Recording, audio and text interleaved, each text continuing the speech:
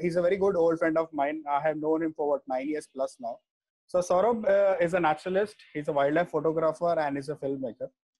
His work has been published in the various national and international publications, books, and has received many accolades. He has worked on several wildlife research and conservation projects across India with different organizations and forest departments. He is also a recipient of the prestigious Carl Zeiss Conservation Award in 2015.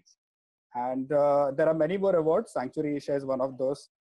And Maharashtra Biodiversity Board is also one of those awards that Saurabh has been. So I think without, we've already delayed by a few more minutes. So why not I hand it over to Saurabh, and Saurabh will take it over. Just a quick thing. So, what I've seen is the chat constantly keeps on popping up. So what we will do, the WhatsApp group is active, and I, along with 4 of my team, are there on the WhatsApp group. So instead of tapping something on chat, we will put up messages on the WhatsApp group, and I and the other 4 will take care of it. So Saurabh can concentrate on the presentation. Are we all cool with that? Take it. So Saurabh, you can start. Yeah, I just, before I start, I just need confirmation that you can hear me properly. Hello. Yes, Saurabh, we can hear you perfectly. Okay, great. Thank you. All right.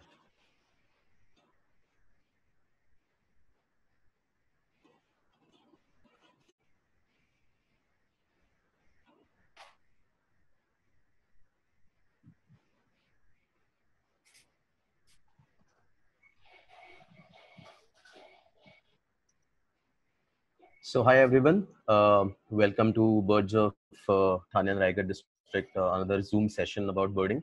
So today what we are going to discuss is the essentials of bird identification. So this is necessarily not the very basics, but not also something really advanced. So we are not going to discuss very complex stuff, but what we'll learn is just how to become a better birder, because I'm sure most of you already know the basics of identification, but how we can improve on those things, we'll try to learn that. So we often ask ourselves this question, and other people also, like, what is that bird? And what you can see in the picture here is often the description of how non-birders describe a bird to you. They'll often say that, oh, they'll often come up with a very bizarre kind of an explanation with colors and body parts or something, or they will just say it just look like a sparrow. And whatever they may have seen, it may be a bigger bird, smaller bird, it may be a colorful bird, all they would say is just it was like a sparrow, right? Because that's what they know. They don't know anything beyond that. So when you want to become a better birder, or you want to learn what bird identification really is all about, what you must do is keep your ears and eyes open and your mouth shut. So when your ears and eyes are open, you can actually carefully study a bird in its whole. And that is what is important for any positive identification of any bird. So let's start first off with what not to do when you're trying to identify birds. So firstly, whenever we are trying to ID any bird, we tend to maybe read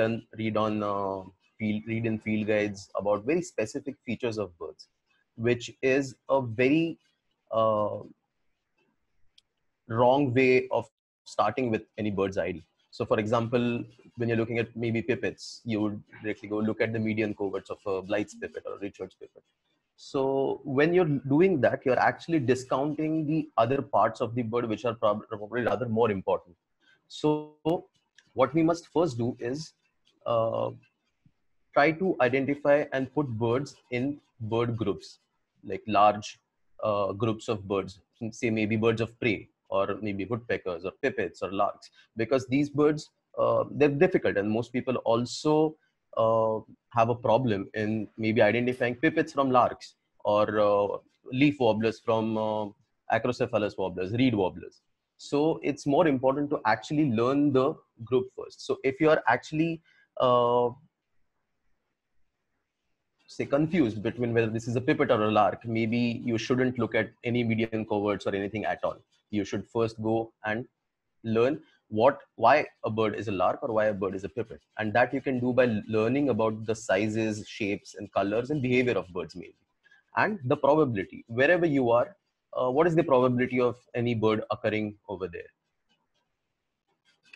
So I'm going to tell you how my process of identification works. For everyone, for everybody, this process can be a little different.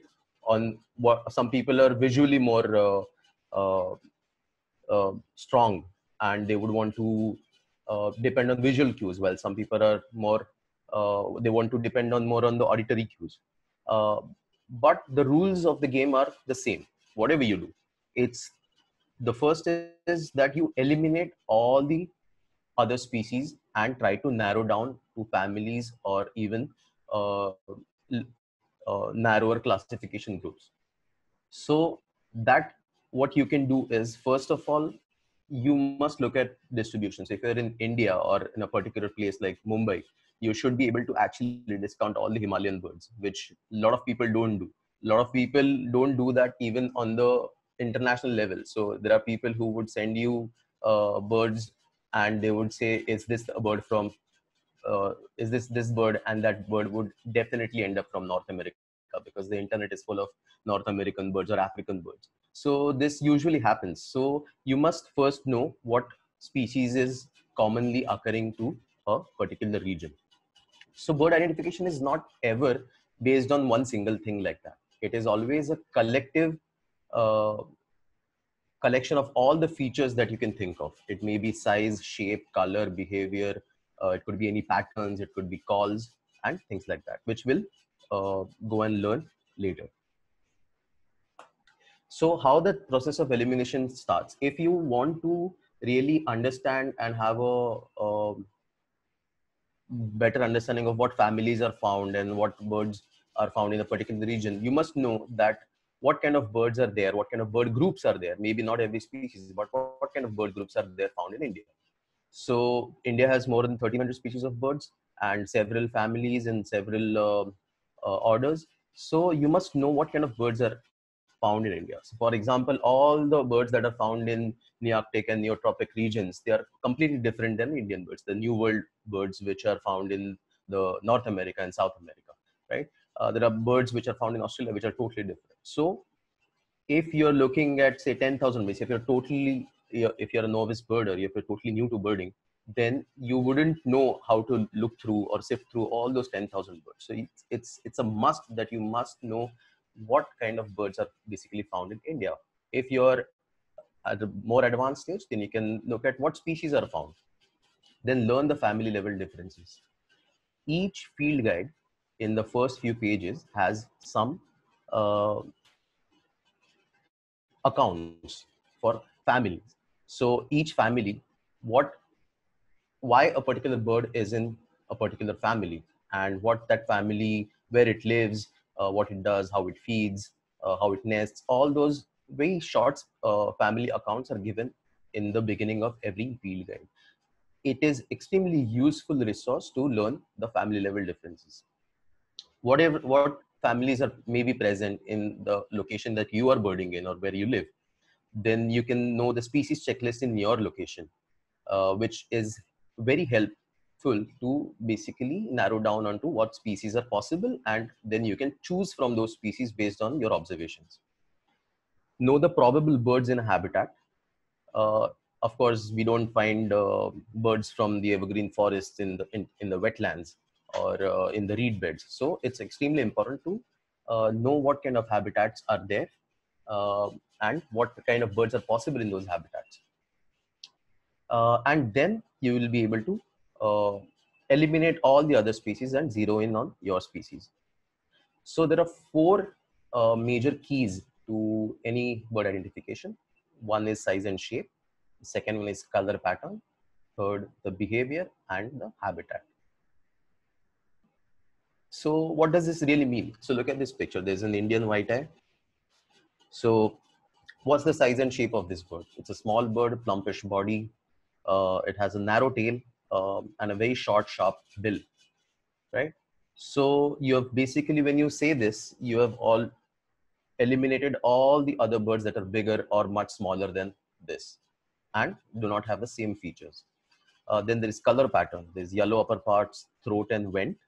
The belly is white. There's white orbital ring, which is the eye ring, and there's black bill, and the lowers are also black, right? So sometimes you do not pay attention to these smaller features, but it is not necessary to do that every time also. So we'll learn how to go about it. Then behavior is, it's busy. It's usually found in flocks, feeding quite frenziedly, and also it's quite vocal. It's always making, while it's moving through the forest, they always make these trilly calls. Right? And the habitat is open forests, gardens, and orchards. So these four things basically can describe any bird, and you'll be able to know what bird that is. So for similar example, there's blue whistling thrush. The size and shape is medium sized, heavy-set bird with biggish head and strong beak. Very dark blue with silvery spangles all over, and the bill is yellow, which is the color pattern. I'm over here. I'm not saying plumage colors. It's the color pattern that we're looking at. We'll learn in detail about it later. Then the behavior is, it's bold, arboreal, but it usually forages on the damp ground, often splays and compresses a tail. Then habitat is forest around wet streams and hill streams, ravines and rocky ground, scrub and cultivation on forest edges. So when I'm saying all these things, you can see that we are not at all actually looking at very detailed field marks. It's a very, it's an overall description of a bird, right? So why is size and shape important? So firstly, in the field, it's very difficult to actually see the colors, see the details. And any bird ID is similar to identifying people. So people often ask birders that how can you remember so many names, or how can you easily identify a bird even when it was flying, you just saw it hopping and you could still identify it. So when we're doing it, we are not actually looking at very specific features of those birds. And what we're really looking at is the size and shape, which gives us a clue to put the bird at least up to family level or even to species level. So every birds are basically built for where they live and what they do. So every body part of the birds is a clue about their identification. So for example, you can see that the birds that live on the ground, they have longer legs so that they can run. Birds which are more aerial, or which uh, do not need to run on the ground and are have more long wings and also short legs. So these kind of combinations of size and shape are one of the most powerful identification features. Actually, the birders who are good at identification or quickly telling a bird what it is are actually not depending on the specific features of a bird. They are actually depending on the shape and size of things. So how do you get better with the shape and size? So first step is to learn how to identify the silhouettes. Saurabh, sorry, one Yeah. minute. Just a second. So the meeting will be ending in another 5 minutes. Once it's 1 minute, we will all exit the meeting. We rejoin the meeting using the same user ID and password. Got it? So we resume the meeting again. Okay. All right. Yeah. Thanks, Saurabh. Okay. Sure. We can continue. Yeah. So it's important to know silhouettes. So what are silhouettes? Silhouettes are basically the outlines of a bird, what the bird looks like on the outline of it. So you must never actually depend the first thing on the color of a bird. If you depend that, you will end up being confused. So the first step is to learn the silhouettes, outlines. The outlines will tell you just about the size of the bird, the proportions, the posture, and you will be able to again put the birds in their groups. So what kind of bird this really is, right? So, and we all know these things actually. We just don't have any great terminology for it, or we don't understand them well, so we can't express and actually register in our mind as well. So because we have terminology for very specific ID features like eye color and iris color and all that, we tend to depend on that, or the wing color was this. But these are actually better ID features, the size and shape, which will able to clinch any kind of ID. For example, I'm sure now when you're looking at the silhouettes, most of you will be able to identify most of these birds, and you're not even looking at the color, and you will be able to put them in the group. So there is a grebe, there's kukul, there is an ibis, there's nightjar. Look at the bottom left bird, that's a wren. And on the middle row, right hand side, there's a wren babbler. There's woodpecker. So all these things you should be able to easily tell, right? So once you learn the silhouettes, you will be able to even clinch a bird's ID when it's flying, or what we call jizz, which is the overall feel of a bird rather than a particular feature of a bird. So again, all these things and the family accounts are there in your field guides. If you want to become a better birder, you must be able to put birds in the families first and understand how they are classified in different families and based on which shapes and sizes and their overall morphology. Then how do you judge a size in the field? So size is very tricky. It's very difficult to actually judge a bird's size when you're in the field, because you don't have any references, or you have references which are misleading. So what you need to do is get familiar with the birds you know really well, more and more. So it could be crows, it could be pigeons, it could be sparrows, it could be mynas, black kites, which will give you an overall idea about whatever bird you see in the field, whether it is bigger or smaller, or it gives you the similar feeling about a particular bird or not. So how to learn to judge the size? So we all know this perfect technique of knowing your familiar birds and just trying to judge whether they're smaller or bigger than a sparrow or a crow or a myna or a black kite, especially in terms of birds of prey.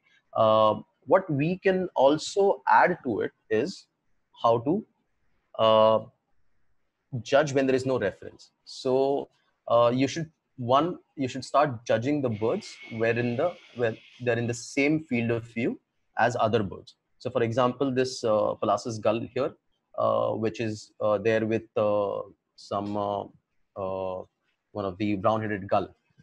So you can see that there's a different size, especially when these birds are juveniles or immatures.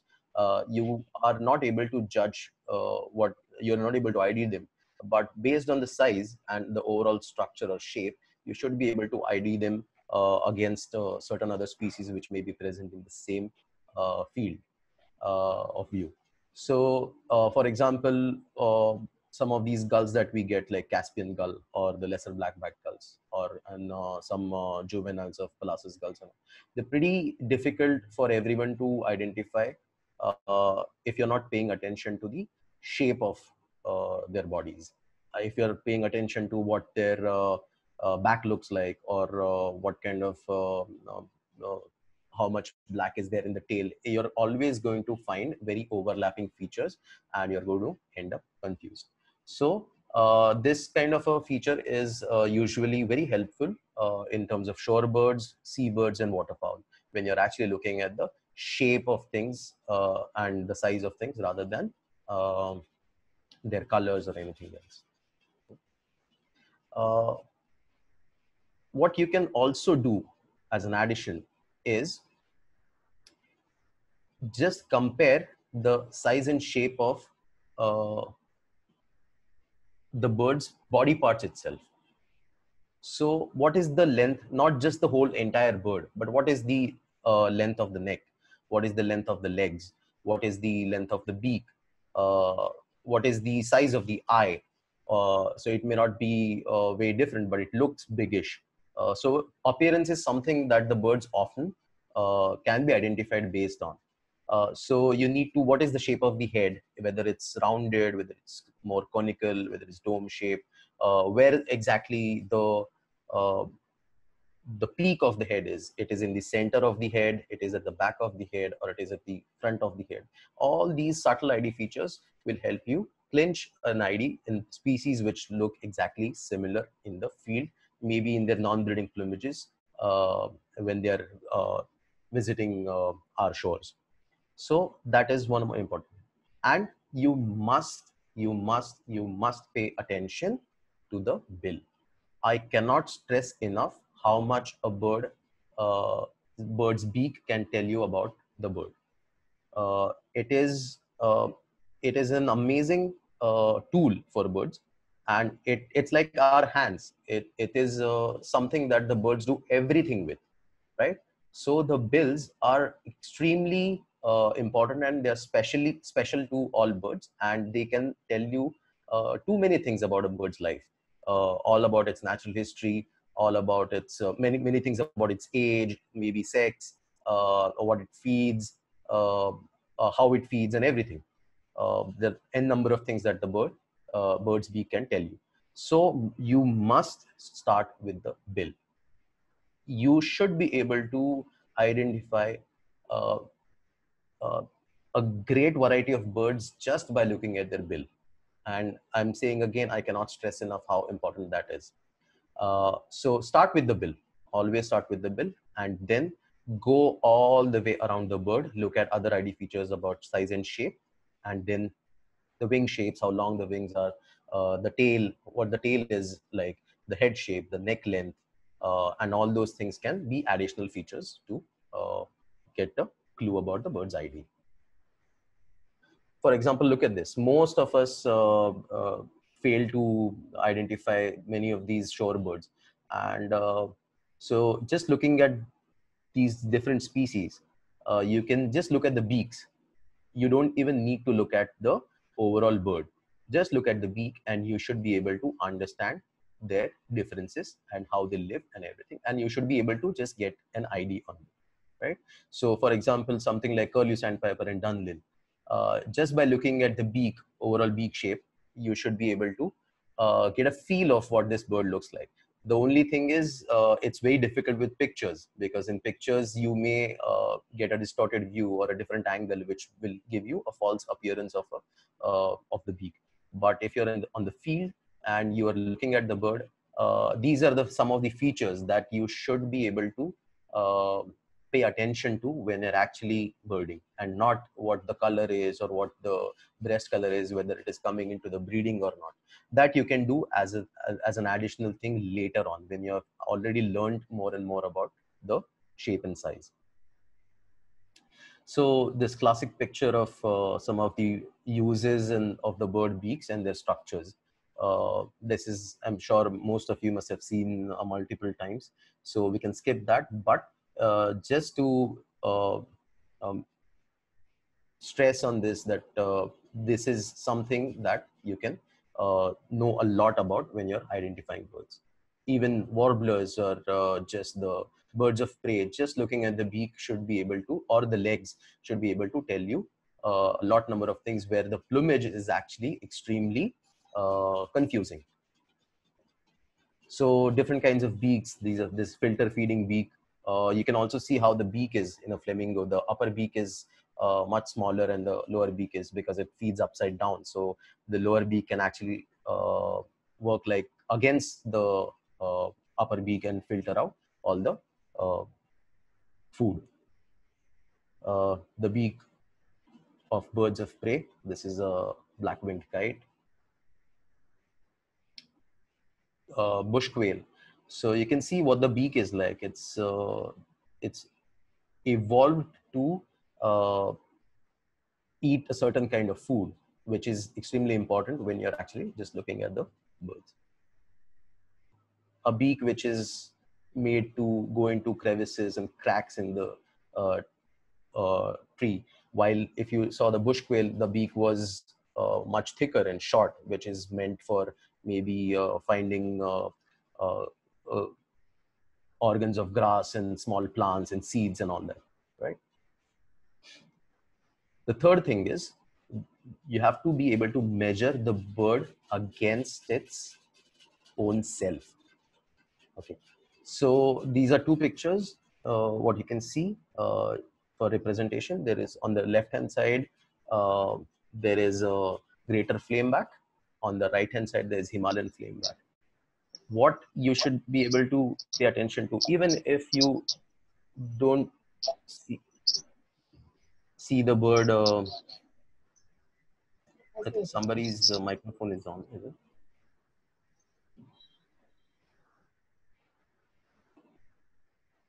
So even if you are not able to maybe just get the exact details of the plumage, what color was there, whether the moustachial stripe was broken and split into or not, and everything, what was the eye color, you don't need to. All you need to do and take a look at is the beak size.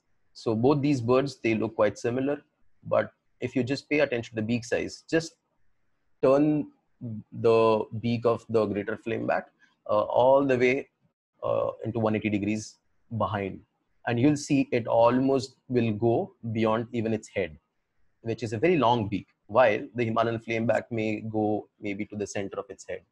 So you should be able to actually measure birds' body parts. It may be the legs, it may be its tail, it may be its wings, it may be the beak, it may be where the eye is located, from the what is the lower size, from the base of the beak, how far is the eye.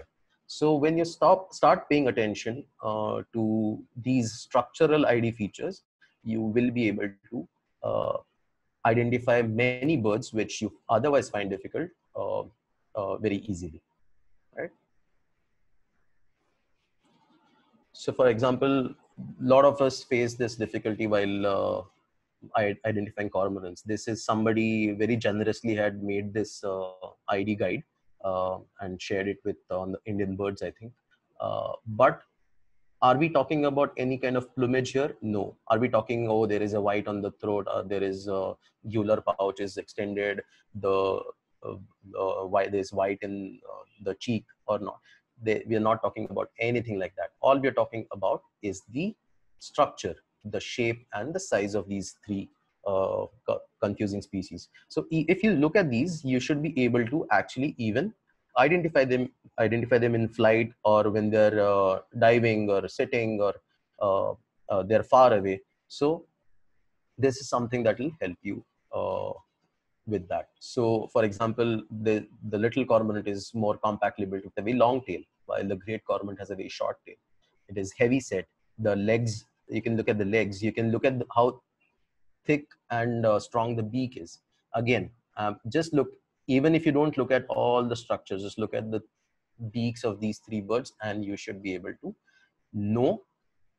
So they are, the little cormorant is much shorter with a very weak looking beak, while you can see how slender and long the beak of the Indian cormorant is, while the great cormorant has a very thick and strong beak, right? So you must be able to pay attention to first the size and shape of the birds, able to identify them up to the families or what kind of birds they are, and maybe up to also the species level. Now let's look at the color pattern. The color patterns, when I say color pattern, I'm not actually referring to a particular color on a bird. When you start looking at particular colors, oh, the beak was yellow and there was a white patch on the belly or something like that, you are going to again end up being confused.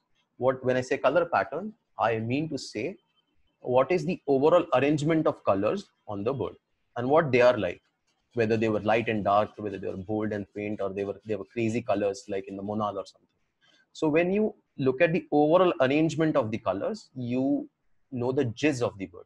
So you don't even have to look at what color the eye was. And it's just similar to both these things, the color pattern and the size and shape. It's similar to how we identify people. People often ask all birders this question, that how can you even identify so many birds without even getting a great look at it? So because you're looking at the overall arrangement of things, the colors and the size and shape, right? So you don't pay attention to a particular thing. It's like knowing people. Do you identify your friends when you're out there by by their nose color or their nose shape or their eye color. No, all, if they're in the crowd, all you do is just you identify them without even knowing, and that you actually do because there's a process going on in your head, what kind of build they are, their height and their shape, right? Or maybe their hair color, or what their hair look like. So it is the outline and not the actual features of your friends. So it's really important to pay attention to these things first. For example, this is just a light and dark bird, right? So even if it flies overhead, or if it quickly passes by, you should be able to understand what kind of bird it was. Then Saurabh, there is, yeah. Saurabh, whenever you're talking about any particular feature on a bird, na, if you can use a pointer or a cursor, Oh, I sure. think, yeah, I think that way it will just help out to point out the area that Sure. you're mentioning. Right, Yeah? sure. All right. Okay, thanks. You can assume. Thanks. So for example, this shrike, it's you can see the bold eye mask here, right? A very light body underneath also, and otherwise, so there is faint and again really bold, uh, a combination of colors. Uh, and then there are crazy colors like in this monal, which has multiple different kind of colors. But there could be many kinds of monals, or there could be many kinds of tragopans, but they will all look the same. So if you want to know whether it was a monal or a tragopan, you should be able to first look at the size and shape. So if a big pheasant just goes across, passes by, or just flies across very quickly, you should be able to know whether it was a monal or a tragopan.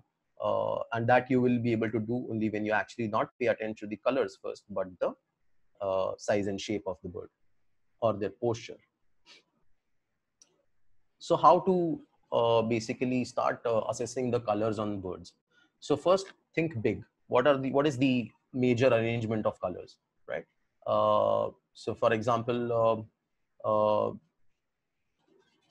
in particular birds, so uh, it was overall say a brown eagle, okay, but was it very dark brown, or a light brown, or a tawny colored eagle, or maybe it was all dark black, like the black eagle, right? So when you're looking at the overall uh, picture, you should be able to think what the overall predominant color was, which will be able to tell you what kind of bird that is. Then think small. Then you should pay attention to the smaller features of the bird, like what was the color of the maybe carpal patch, which is the underwing patches. What was the color of the nape, which is the hind neck. What was the color of the tail, whether there was any kind of a tail pattern on it. So that's where you start thinking small. So that's the second step. The third step would be to see the whole bird and get an impression of it, what the overall color looked like. Then you should be able to use the colors to your advantage when you're trying to identify. So that's a Plumbeous water redstart. Overall color you can see is slate blue with a rufous tail. So there are different kinds of birds and their overall colors. Now these all birds have the same set of colors. So many of these redstarts, flycatchers will have the same set of colors, but you should be able to identify them. The first step, what the overall arrangement of color was, one, and two, then thinking small, where you know whether the colors were actually confined to a particular area. So over here, there's a blue throat, which has only blue in the throat, and there is a little bit of rufous chestnut around the breast. That's a Himalayan blue tail, word eater flycatcher. Then there is again overall what kind of colors were there, right? So when you know the arrangement of colors, you should be able to. So if you look at a lot of laughing thrushes from the northeast or from the Himalayas, they all have these basic set of colors, which will be all looking brown or reddish or yellow. So if you pay attention to a particular patch on a bird, like a particular organ on a bird, and if you don't pay attention to how the colors were arranged, so rather than paying attention to what particular organ, say maybe what the nape was like, or what the mantle was like, or what the throat color was, you're going to end up confused. So what you need to know is the overall arrangement of colors, where what color was predominant on the bird's body. Right? So this is a striated laughing thrush. This is a pipit. So one caution with the colors is it can all go wrong. And why it can go wrong is because birds of the same species can look very different based on certain number of things, based on their plumage, based on their sex, based on their age, based on the morph they have, based on maybe the subspecies, based on the genetic differences, based on different localities, based on what kind of food they are getting. So why I'm stressing that the color shouldn't be your first priority is this. It has a lot of variation, and plus a lot of birds, they come to India during the winters when they're actually not breeding. They breed in the temperate regions. So a lot of confusing bird groups we get, they do not have so many colors. So if you start identifying them and start learning them by colors, you will never learn to identify them properly. And that is how we all face issues with most of the shorebirds or raptors. So the next thing, the third key, is the behavior. So what behavior really means? Behavior is not just what the bird was doing. It is overall how it carries itself around, the attitude with it goes around. So this means there is posture. So different birds have different postures. For example, the dabbling ducks will have a different posture on the ground, while the diving ducks will have a different posture, because they are built for different things. As we were talking about the size and shape, because they're built for different things, they will have different postures. Their body parts are different in some cases. So they will have different posture. How it moves, how is maybe it moves in the water, or how it hops. It may be running. So many of these plovers which run on the ground, they'll have different body shape and different maybe leg length. The larks, which or pipits, which feed by running on the ground, uh, while there are sparrows on the ground also, which feed on the ground most of the time, they will not be running like that. So their movement patterns are different. They're hopping more, like unlike the pipits, which run and feed. And these things you'll be able to actually notice a lot when you're on the shore. So in the shore birds, you can follow different patterns of feeding and movement, how a certain bird moves.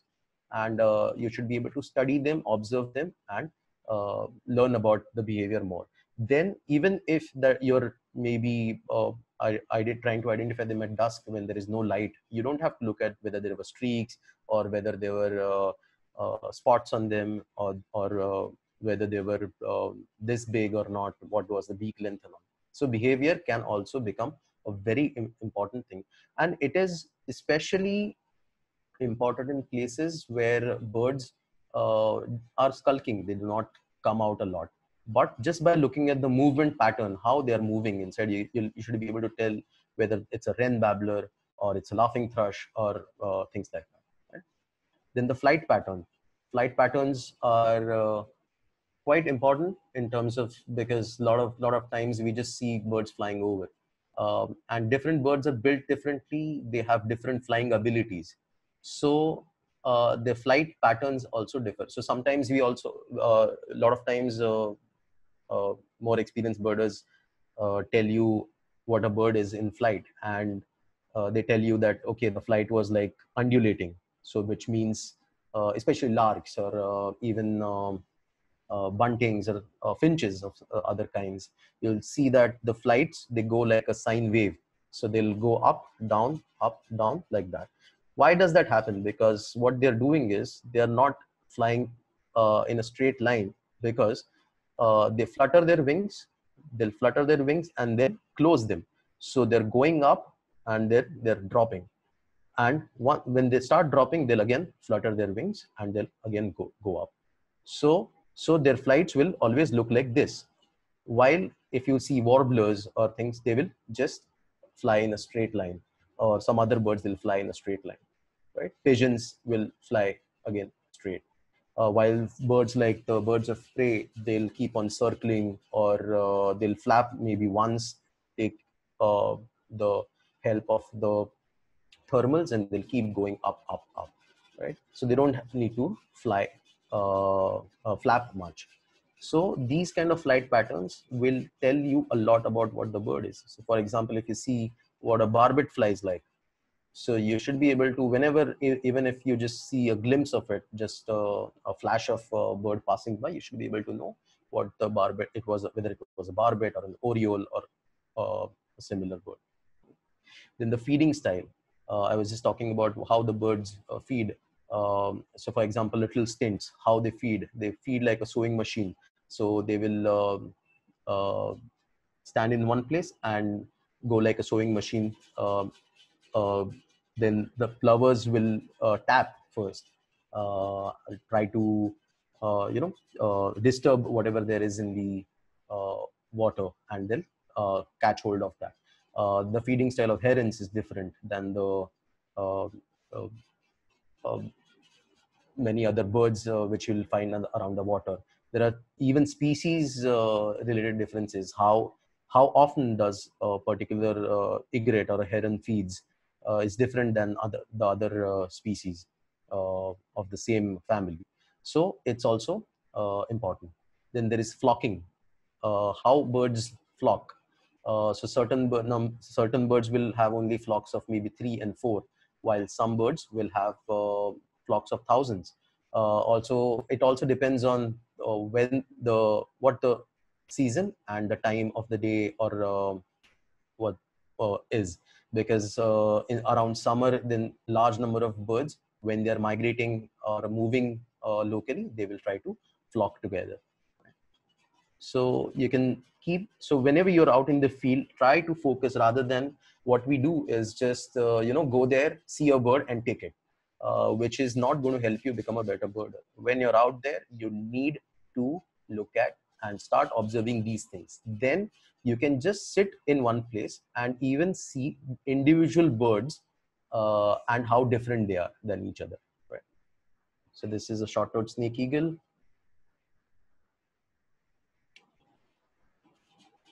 Just look at how the wing shape is different. There are different birds. Some birds have like some warblers have a habit of hovering or flicking their tails while they're flying.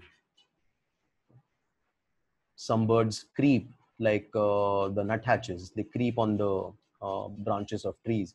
Woodpeckers do that. The tree creepers do that. Birds also may raise their crest when they are alarmed or when they're excited. So there are different these kinds of things. I'm just going to run a little. Then the fourth key is the habitat. So in habitat, you must pay attention to what is the probability of a bird to be found in a particular place. And that depends on what kind of bird that is, and what kind of habitat it usually is in. Habitat will also include the range maps. You must always take help of the range maps that are given in the book. It is highly unlikely that a bird from 1,000 kilometers away will be found in your backyard, right? And the time and season, which is extremely important. You can use eBird maps. You can use your regular field guides for all these things. eBird gives you a very nice representation of the bar charts from where a bird is found in any particular location, from which in which month, in what numbers, and all those things, right? So these should be your habitat cues. Also your habitat, there is a page dedicated to different kinds of habitats in your field guide. There could be wetlands, there could be scrub. So what all those habitats really mean, when any advanced birder is actually talking about, oh, it's a scrub bird, it's found in the scrub. You must read up what the scrub means. And even in our most beloved the Grimskip book, there is a page dedicated to what different kinds of habitats mean. So you should read upon that. So for just one example over here, like how the racket-tailed drongos prefer the forest, while the black drongos prefer the open areas. Even the ashy drongos, when they're winter visitors in Mumbai, when they're here, they prefer more of the forested areas, while the black drongos are always out in the open country. Now the essential part, the field marks. So once you are actually have really mastered all these earlier skills, the size and shape, colors, behavior, and habitat, then you come to the field marks. It is extremely important to learn the topography of a bird, the anatomy, which is given again in your field guides and books, like the forehead, the lores, the crown. So why this is important is because a lot of bird names have all these features in there, and also all the bird descriptions will that you have in the book will have these features explained, like the scapular are green in color, or there is a wing bar. The wing bar is formed by the tail tips of all these coverts here, right? The alula is yellow in color. So those kind of marks, if you want to, those kind of descriptions, if you want to understand, you must train yourself to look at the birds, look at these field guides, and actually identify these parts on birds in the field, which will help you a lot. So you can ask yourself these questions: what was the vent color, or what was the thigh color in a particular bird? What was the back color? What was the outer rectrices color, which means the outer tail feathers. Whenever a bird fans its tail, you will see a certain color there, right? So all those things are important. So learning this topography and field marks is extremely important, especially the head, the culmen, upper mandible, lower mandible, what the throat was like, the moustachial and submoustachial and malar stripes, the supercilium, the lower color, the supercilium behind the eye, in front of the eye, and all those things. All right. What was the eye stripe like? What was the ear covert patch? Or around the nape, what was the color? The eye ring. So the sear in some cases. So all these things are important. They're there in your field guides, and you must pay attention to these things when you're actually observing the birds in the field. Then, and these are not difficult things. Once you start looking at them in the field, you'll be able to identify most of these organs, most of these terms on a bird's body, right? So scapulars, and one easy way to actually remember these things are they are analogous to the human body.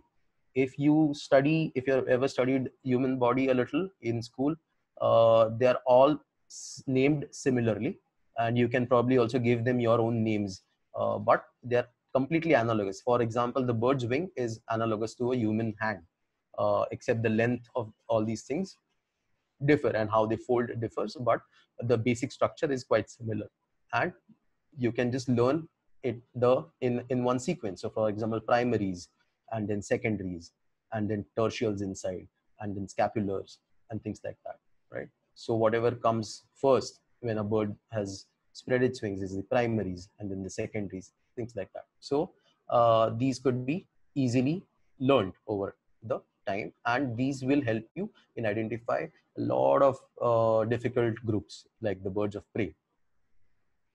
So field marks could be a lot. So where all these birds actually look similar when you first look at them, you open a field guide and, oh my God, warblers, I just can't identify them. You just let go. But there are certain field marks. For example, none of these birds here, species, have any of the crown stripe, right? The median crown stripe. So, which is not apparent in the first go. It's definitely apparent when you look at them closely. For example, what is the wing bar thickness? What is the wing bar color? Right? what is the vent color in some certain cases, what is the beak like, what is the beak color, the lower beak color or the upper beak color. I think we're going to go off. Yeah, Saurabh, I've already created a new user ID password. It's already there on the group. So we all can rejoin with that. That's not a problem. Sure. So let's start from the last slide again. So we're talking about field marks. So all these kind of topographic features and field marks are extremely important when you're trying to identify birds, especially confusing species, confusing group of birds like the Phylloscopus warblers or Acrocephalus warblers, and even the birds of prey. So in Phylloscopus warblers, for example, you need to look at certain number of things, including the wing bar. What is the wing bar thickness? How many wing bars are there? What is the wing bar color? Whether the first wing bar is present or not, and what is the thickness of it? What is the color of supercilium, the eye stripe, or the crown, the median crown stripe, lateral crown stripes are present or not, rump, the tertial spots, the outer tail feathers, all these features, and especially the bare parts. The bare parts are the beak and the legs. So what is the lower beak color, what is the upper beak color, what is the extent of darkness in the lower beak, what is the extent of darkness, what is the leg color, what is the feet color. All these things are extremely important. Then again, the birds of prey. Over here you may want to look at field marks like whether the carpal patch is present or not, whether a subterminal or terminal tail band is present or not, what is the barring thickness, what are the barring colors, what is the shape of the nostrils, the gape, what is the color of the gape or the overall beak color, whether it is dual toned or a single tone, what is the extent of it, what are the fringes to certain feathers, whether there is a rump patch present or not.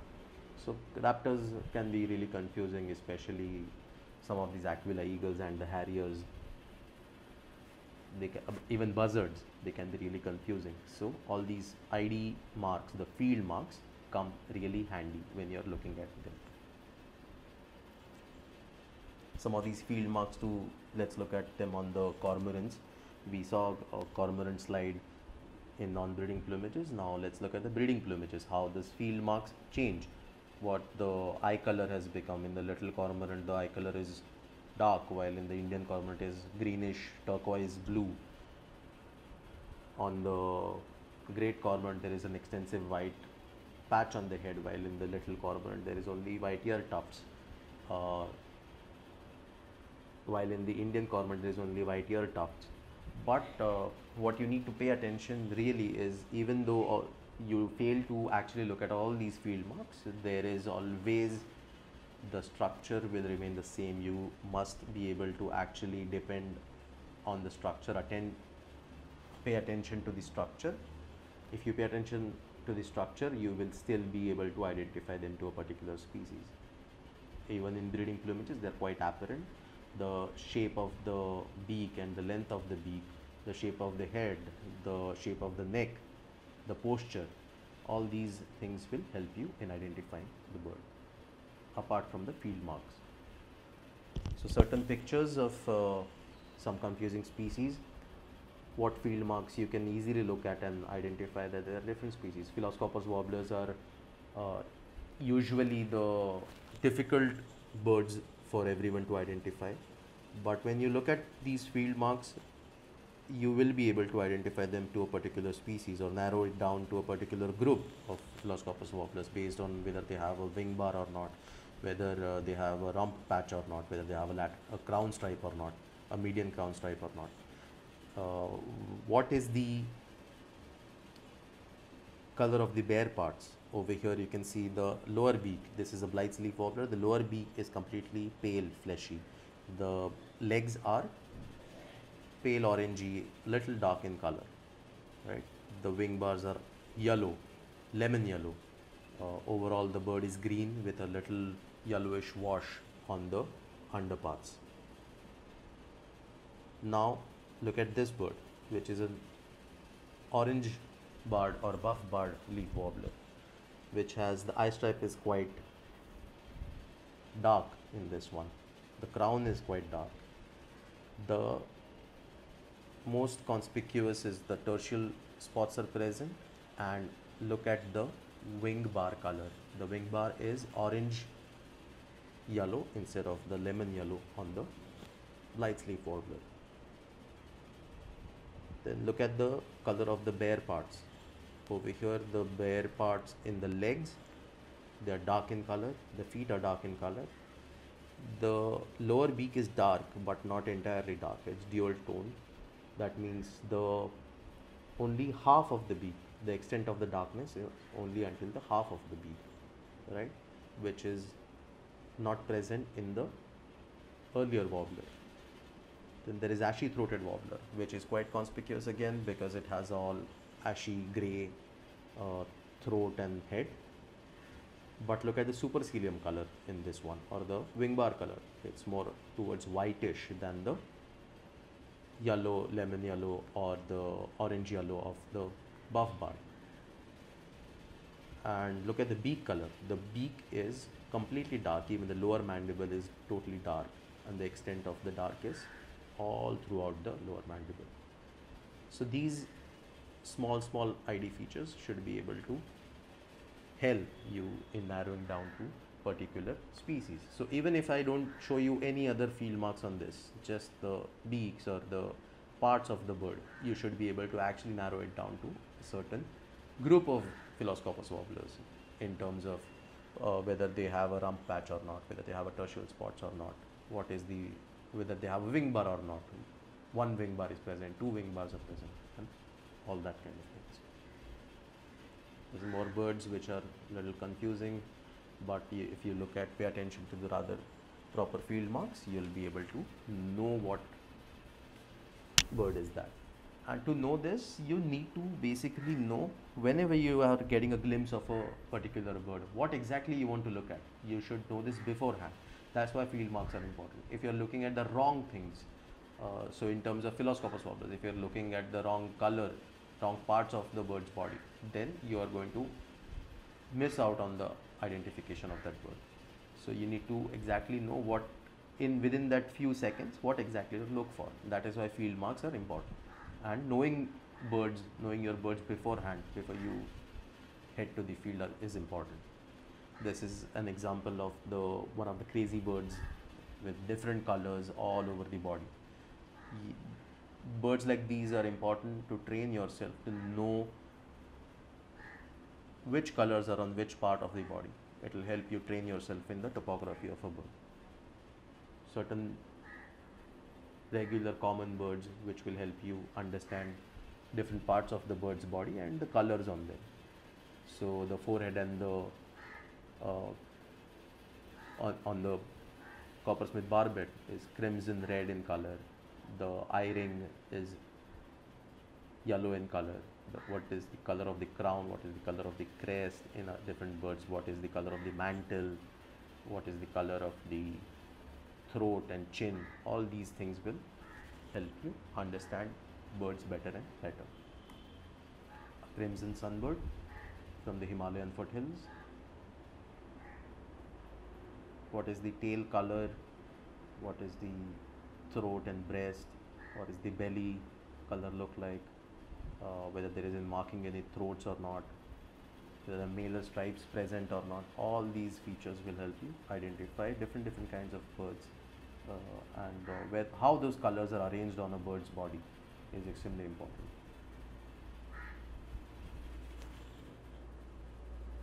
A bee eater.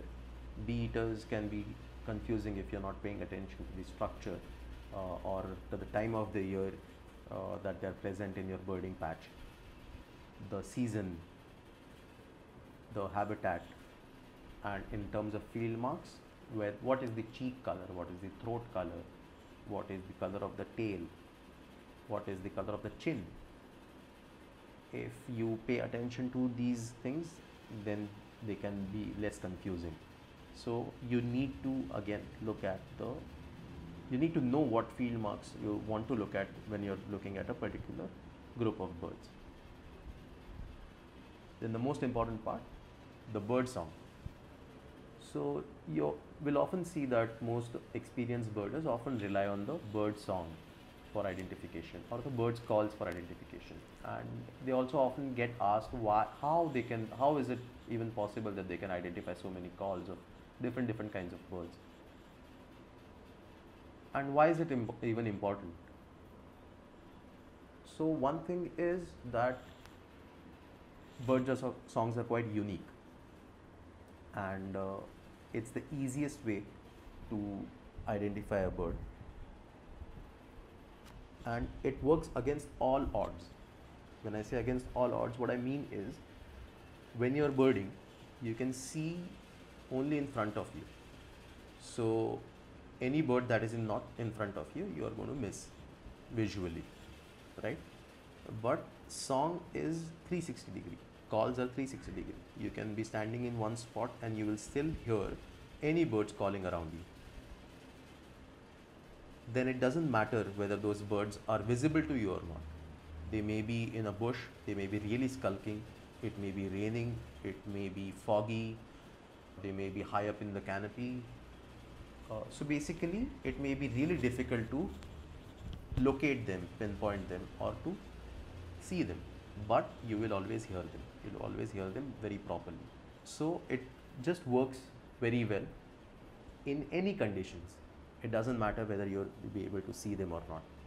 So bird song, that is why it's extremely important, and it helps you even locate and track birds in difficult areas, especially in remote evergreen forests where watching or locating birds is extremely difficult. 2, it is very quick. Imagine that you just step out of the car in a birding place and you already know what kind of birds are present and what kind of birds to expect and what kind of birds to focus on, because you already hear them before you see them. So it's very quick. You can get an overall idea of a birding patch and what kind of species composition is present at that particular time over there. So it's pretty quick, and then you can plan your birding the same way. You can also focus on particular species that you're interested in. So it's extremely quick. You don't have to spend time and waste time following a bird which is really skulking if you already know its call and you have been able to identify it from the call. It's very accurate. In terms of confusing species also, bird songs can be extremely accurate. If you know the call of the bird, you can be sure what species it is against just looking at two similar birds. There are certain birds which may be even in your hand, but you will not be able to identify them even with measurements many times, especially warblers of many different kinds. But once they open their mouth, you will know that they are a particular species just by the call or the song of the bird. So it's extremely accurate, and which is also why it is a criteria used for classification in many species. So how to go about learning these bird songs or calls of different birds? So you are in a birding place and there is dawn chorus going on, this cacophony going on, and you totally get confused with what all things are calling, because at any particular time, even in any patch, at least 10 species or so are usually calling. Even in our homes in Mumbai, you can at least hear 5 or 6 species calling at the same time, especially in the mornings. So what you need to do is learn one bird at a time. You cannot go on listening everything and identifying everything at a time. You learn your familiar birds first. You learn one bird at a time. And the best way to do that is to watch and listen at the same time. Whenever in my observation, you watch a singing bird or you watch a bird while it's calling or it's singing, you tend to register it much better and much faster than just hearing the song of the bird. So try to watch a bird for a longer amount of time whenever it is calling or singing, and you'll be able to register its song much better. Then learn from an expert.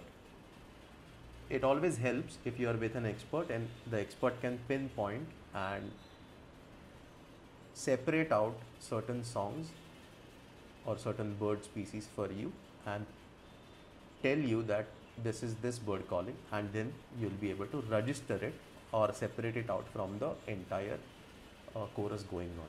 So it always helps and you'll be able to register it much better.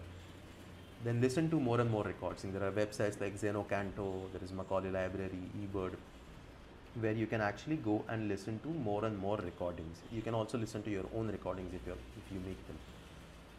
The more you listen to recordings, the more subtle things about a particular bird's or a particular group of birds calls or voice quality you will know.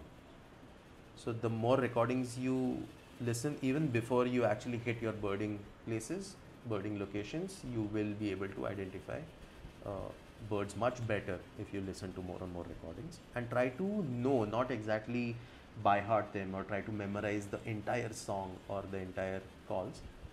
It's just that you need to know what really a bird sounds like, what is the feeling of a bird's voice like, and we'll learn that in the next slide, but then you'll be able to know it much better. So listen to more and more recordings. Say the calls to yourself. This refers to mnemonics, where you identify certain calls or certain songs, certain phrases in a bird's song, certain sections of a bird's song, and attach it to certain kind of words or phrases. Something like the puff-throated babbler, which sounds like he will beat you or I will beat you. The drongo cuckoo, which sounds like a sargam, saregamapa, the nisa, or the brain fever bird, right? Or many cuckoos, the common cuckoo, which sounds like a cuckoo clock, the Indian cuckoo, which just sounds like cuckoo cuckoo. So these kind of mnemonics will help you identify and memorize certain calls of birds, and this is the best trick to identify them for a long time. You will never forget them if you memorize these songs, and it's also funny in this way. Then details. Pay attention to the details of a song or the calls. What these details are, we'll really learn later, but try to split the song, separate out different sections of a bird call and try to observe them, pay attention to them in terms of what the quality of the sound is like, and you'll be able to identify them much better. You need to know what it sounds like, whether it's a trill, it's a buzz, it's a wobble, it's a song, or what kind of notes there are, whether they are increasing in pitch, decreasing in pitch. All those things will come under the details of the song. So these are a few steps in which you can start learning about calls and bird songs. And how to go about these steps, what exactly to look at. So the first thing you want to look at is the rhythm. What is the rhythm? Rhythm is the overall tempo of the call. Tempo means whether the call is fast or slow. Every bird has a typical way of singing or delivering the song. Whether it may be fast, some birds say the notes too fast, some birds have a more leisurely way of singing it. So over here you can look at this example of the shama and the whistling thrush. So both give whistles, both give whistling calls, but both have a different rhythm to their song. So shamas sing more hurriedly, while the whistling thrush will be more leisurely, calmly and slowly singing. So let's listen to them.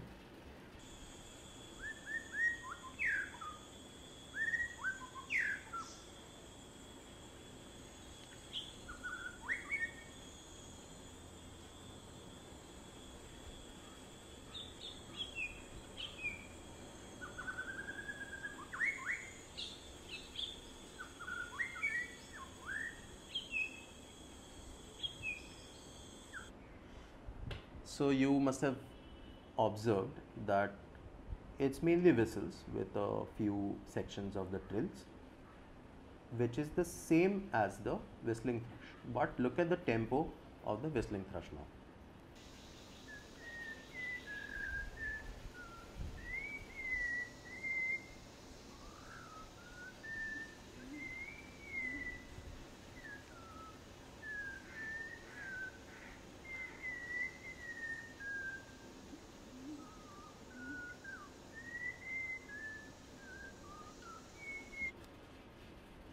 So again, clear whistles. Maybe they add also trills at times. They also have a very high pitched whistle that they give for a call. But the overall rhythm, there is so much difference in both the birds. The shama is so much faster while the whistling thrush is so much slow and steady sounding. Right. Then comes the pitch. So in pitch, mainly it means the frequency. So each bird or a species group has a characteristic range from what in which they sing. So for example, the bigger birds are usually lower pitched, while the smaller birds are usually higher pitched, something like larks and pipits, or even the sunbirds. You must have heard sunbirds very commonly, and they are so high pitched in sound. The crows or the pigeons, they are lower pitched, they have lower pitched calls. So frequency is often what is plotted against the time to create the sonograms, and then you can also visually notice and see in the spectrograms or sonograms. So that's what a crow sounds like, which is really low pitched. It's also harsh and scratchy.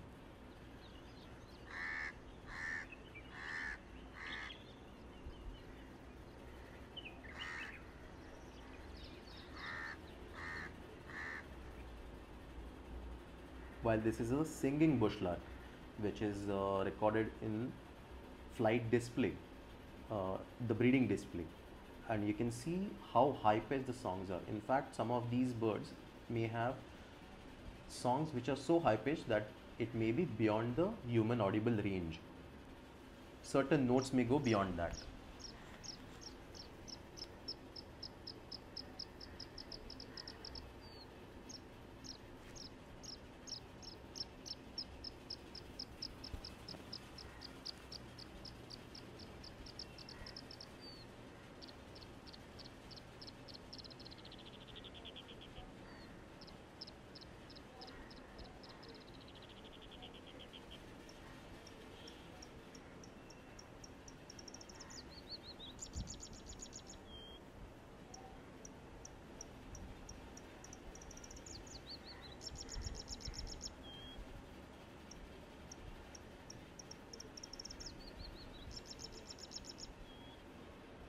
Right?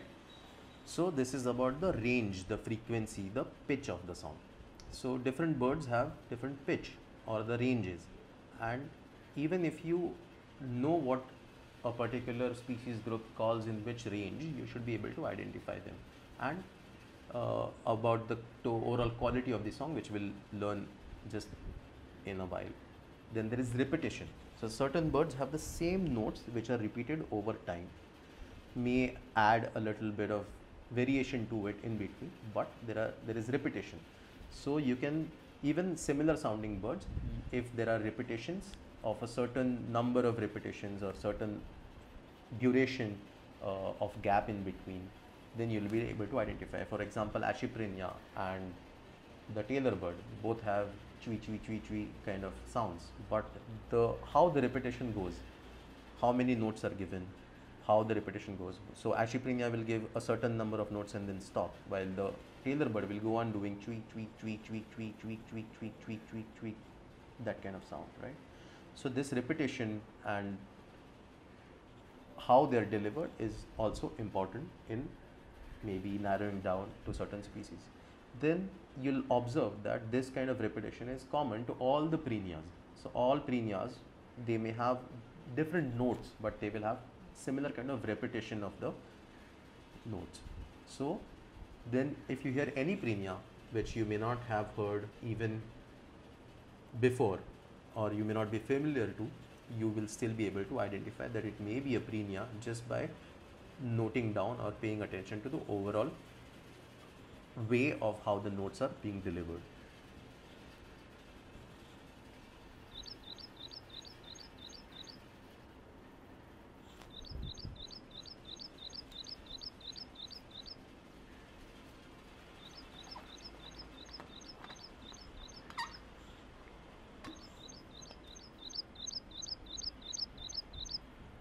So that was the Ashiprinya. It may also add a little bit of those calls, the other call in between, or just may give the same call over and over. But then you'll notice that that call may or may not have repetition, or different kind of repetition it may have, right? So these kind of repetitions are important. How those repetitions are coming, what is the gap, what is the duration of the repetitions, how many notes are coming, all those things are important. Then the tone, which is the most important thing. This is exactly what most birders who depend on calls to identify their birds actually relate to or depend on. Tone is the overall quality of the bird's voice, what the bird really sounds like, rather than the particular individual notes and the pitch and everything. Tone is basically everything that is there, the texture of a bird's voice, and the tone helps you determine a lot of things, right from putting the birds into different groups, like all flycatchers sound similar, all crows sound similar, all prenias will sound similar. The tone is also what overall will give you an idea about particular species, and the tone may also mean what the overall sound looks like in terms of whether it's a trill, it's a buzz, it is increasing in pitch or decreasing in pitch, it was a warbler, or it has a steady pitch, it is a chip or a chirp, and all those things will give you a better idea. For example, the tone may also be scratchy or fluty or liquidy, or the tone may be harsh or screechy. So these are different kinds of terms in what the sound seems like, what feels like, right? So for example, the Indian golden oriole, it has a very fluty, liquidy call. Let's listen to that.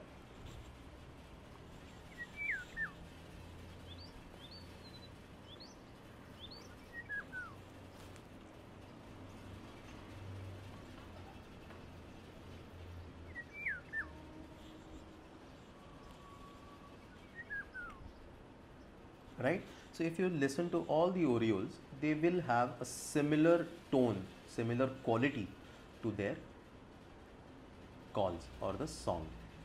And you can do this as an exercise. Go and listen to all the orioles, maroon oriole or black-throated oriole. And if you're not paying attention to the screechy calls, just listen to their songs, and you will know that they all have the same kind of quality to their sound.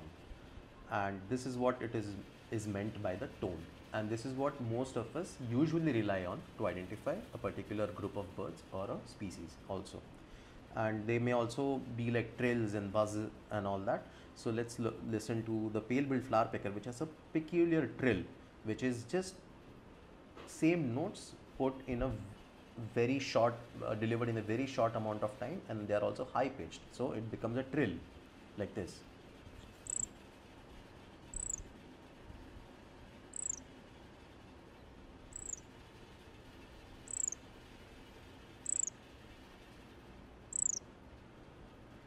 Now those notes, if you deliver them over a longer duration of time, or whistles if you deliver them for a longer duration of time, but it may go on increasing in pitch or decreasing in pitch, like the common hawk cuckoo or even the drongo cuckoo, which goes on increasing in its call. In the same notes are increased in the pitch when it is delivered. It sounds like this.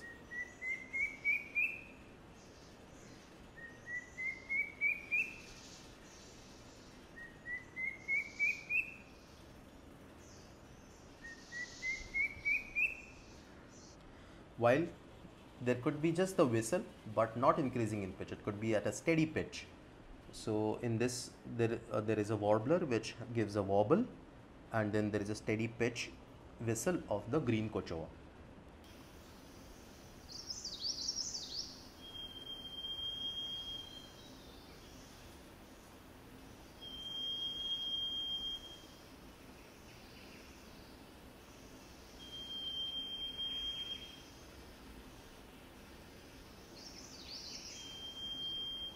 Right, so this was a really steady pitch whistle. So the duration, how slow or fast it is delivered, the repetition, and the overall tone uh, of the calls or songs will give you a lot of good idea about what a particular bird is, whether it's a flycatcher or an oriole or a warbler or a laughing thrush, or and also the particular species that it is. Even the mimics, they have different quality to their song. So mimics like the leaf birds, or mimics like the racket-tailed drongo, which is known to mimic so many other species, they will have different tone, overall quality to their calls or the song. So there are also dialects. They may try to mimic the species that are present in their surroundings that they have learned from, but they will always have a particular quality to it. For example, racket-tailed drongos have a particular metallic tone, like the ting noise that comes when you hit a metal. They have a particular that kind of a tone to their overall call. It may come at the beginning, or it may come at the falling notes, or it may come at the end of the song, but they will definitely have that. And the more you listen, the more you are familiar with them, you will be able to identify them or identify the mimics from the actual original birds calling. Right. So exactly how do you listen to these songs and how to go about identifying them? So you must ask yourself 3 questions when you're trying to identify a bird by its call, or whenever you're also trying to learn bird songs and calls. One is, what is the sound quality of the song, which is the tone. What the overall song or the call feels like, what is the tone or the texture or the quality of it is like, whether it's a prenia, or it's one of the tailor birds, or it's a sunbird or a flower pecker. All those things you should be able to tell just by knowing the quality of the song. It doesn't matter whether you have heard that bird before or not. Just by looking at the quality, but just by paying attention to the quality, you should be able to understand what kind of bird that is. Then the pitch trend of the song. The pitch trend means whether the pitch is increasing or decreasing, how it is increasing or decreasing. For example, the oriole that you heard earlier, the black-hooded oriole may sound the same, but many a times it has a decreasing pitch. So the black-hooded oriole call, like, which has a decreasing pitch, right? So there are birds which may have increasing pitch from the start of the call to the end of the call, or there may be certain notes which are decreasing in or increasing in the pitch. So what is the pitch trend of the song? What the frequency is increasing or decreasing should be able to tell you what the bird is. And how many sections does the song have? That means when you are looking at the entire song or listening to the entire song, how many sections, you can split it into sections. You can separate different parts of the song, like a wobble, a trill, a buzz. So certain birds may have a buzz and then a falling note along with it. So you should be able to separate these things out and try to observe them individually to be able to know a certain species. So there may be similar sounding species which may have different sections and which may have variations or additions to their song. And if you pay attention to these small parts of the song, you will be able to identify even similar sounding species or species in the same habitat which have similar calls. So that's about the calls. If the more you get familiar to them, the more you will learn. Thank you so much. Thanks Prathamesh and the BOTRD team for having this. Thank you all for attending and listening to me. And this is just the beginning of bird identification. There are multiple facets to it which you will learn over time.